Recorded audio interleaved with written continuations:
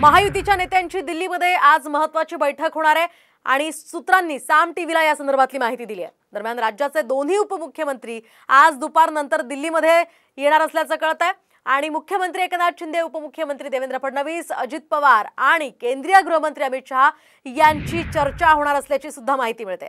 आगामी विधानसभा निवडणुकीच्या रणनीतीवर या बैठकीत आता चर्चा होण्याची शक्यता आहे। तसंच आजच्या या बैठकीमध्ये जागा वाटपाचा फॉर्म्युला सुद्धा निश्चित होणार का हेही पाहणं तितकंच महत्त्वाचं असणार आहे।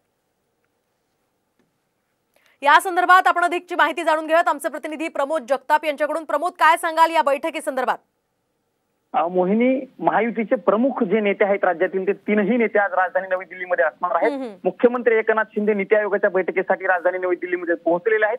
दुपारनंतर उपमुख्यमंत्री देवेंद्र फडणवीस आणि अजित पवार देखील दिल्लीमध्ये येणार आहेत। भाजप शासित राज्यांच्या मुख्यमंत्री आणि उपमुख्यमंत्र्यांची बैठक आहे, त्यासाठी देवेंद्र फडणवीस दिल्लीमध्ये येणार आहेत। आपण जर बघितलं तर नीती आयोगाच्या बैठकीनंतर रात्री उशिरा महाराष्ट्रातील महायुतीच्या नेत्यांची केंद्रीय गृहमंत्री अमित शहा यांच्यासोबत बैठक होणार असल्याची देखील विश्वसनीय सूत्रांनी माहिती दिलेली आहे। आणि या बैठकीमध्ये अगदी प्रमोद, एकूणच महायुतीची ही महत्त्वाची बैठक मानली जाते। धन्यवाद तुम्ही दिलेल्या या सविस्तर माहितीसाठी। आपण पाहतोय एकीकडे ही महायुतीची बैठक होते आणि दुसरीकडे नीती आयोगाची सुद्धा दिल्लीमध्ये बैठक होणार आहे। नवी दिल्लीमध्ये पंतप्रधान मोदींच्या अध्यक्षतेखाली नीती आयोगाची ही बैठक होणार आहे आणि या बैठकीसाठी मुख्यमंत्री एकनाथ शिंदे राजधानी दिल्लीमध्ये दाखल झाले आहेत। सर्व राज्यांचे मुख्यमंत्री सुद्धा या बैठकीसाठी हजर राहणार आहेत आणि थोड्याच वेळात या बैठकीला आता सुरुवात होणार असल्याची ही माहिती आहे।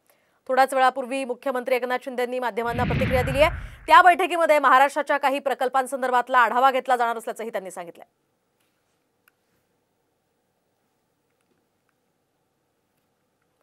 पंतप्रधानांच्या नेतृत्वामध्ये नीती आयोगाची ही बैठक होणार आहे।